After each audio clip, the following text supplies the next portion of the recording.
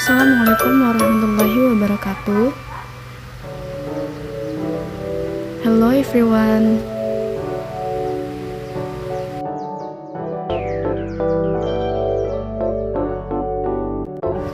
Let me introduce myself. My name is Anis Rahmatul Hidayah.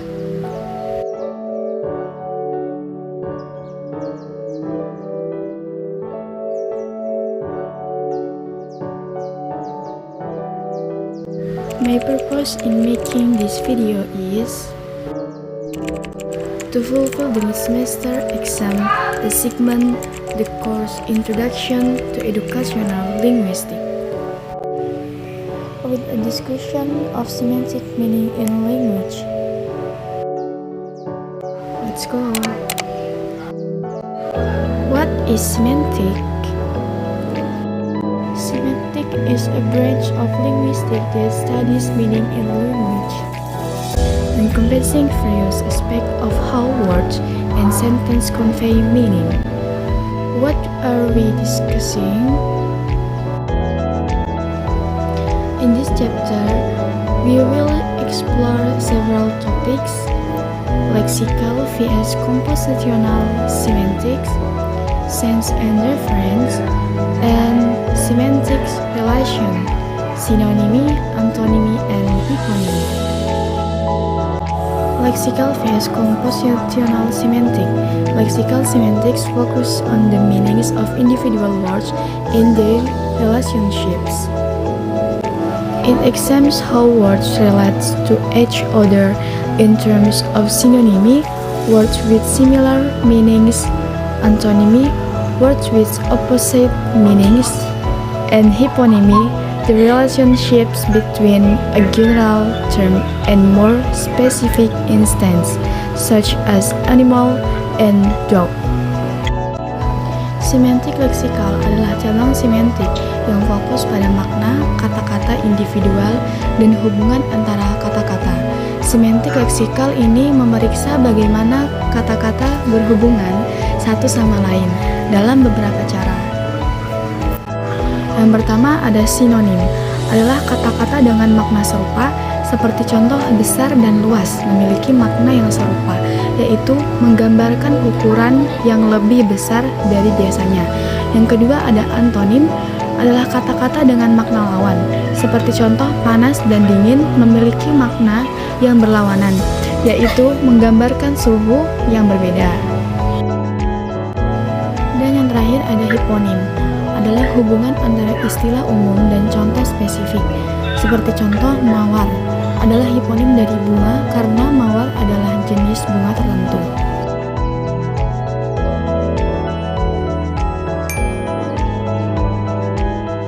Compositional semantics, on the other hand, deal with how the meanings of individual words combine to form the meanings of larger expressions such as phrases or sentence. This area is guided by the principle of compositionality, which states that the meaning of an expression is determined by the meanings of its parts and the rules used to combine them syntaxically. The following is an example of compositional semantics. Sentence: the cat is sleeping on the sofa. In this sentence, the overall meaning is determined by the meanings of its parts, namely, number 1, the cat subject, number 2 is sleeping predicate, number 3, on the sofa location. The overall meaning of this sentence is the result of combining the meanings of individual words and its syntactic structure. If we change the structure or words, the overall meaning will also change. Another example, number 1, the cat is sleeping on the sofa, meaning the cat is sleeping on the sofa. Number 2, the sofa is on the cat, meaning the sofa is on top of the cat. The change is syntax structure changes the overall meaning of the sentence. This illustrates how compositional semantics works in forming the meaning of a sentence. Oke guys, jika semantik leksikal mempelajari makna kata per kata, berbeda dengan semantik komposisional adalah cabang semantik yang mempelajari bagaimana kata-kata individual bergabung untuk membentuk makna ekspresi yang lebih besar, seperti frasa atau kalimat.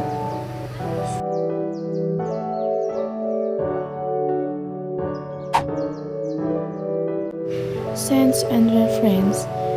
In semantics, sense refers to the inherent meaning of a word or phrase, while reference pertains to the actual entities or concept that a word denotes in the real world. For example, the word cat has a sense that includes characteristics like being a small, domesticated feline, while its reference would be any specific cat in existence. Makna dan rujukan sama dengan memahami makna kata per kata. Dalam semantik, ada dua konsep penting yang perlu dipahami. Yang pertama, makna atau sense, dan rujukan atau reference. Makna atau sense ini adalah makna inherent dari kata atau frasa. Artinya, apa yang kita pahami ketika kita mendengar atau membaca kata tersebut. Makna mencakup karakteristik atau sifat-sifat yang terkait dengan kata tersebut. Seperti contoh, kata kucing memiliki makna yang mencakup karakteristik seperti hewan peliharaan kecil dan termasuk dalam famili Felidae. Selanjutnya, rujukan atau reference adalah entitas atau konsep aktual yang dilambangkan oleh kata dalam dunia nyata. Artinya, apa yang kita maksudkan ketika kita menggunakan kata tersebut. Seperti contoh, rujukan dari kata kucing adalah kucing-kucing spesifik yang ada di dunia nyata, seperti kucing peliharaan di rumah atau kucing liar di jalan.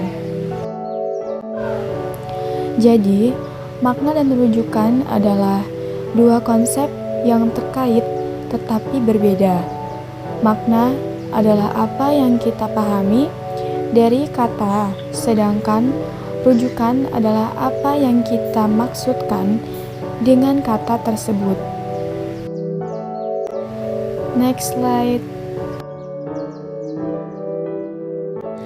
Semantic relation. Understanding semantic relation is crucial for grasping how words interact within a language.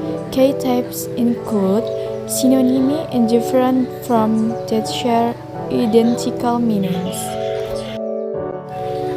Antonymy, words that have opposite meanings.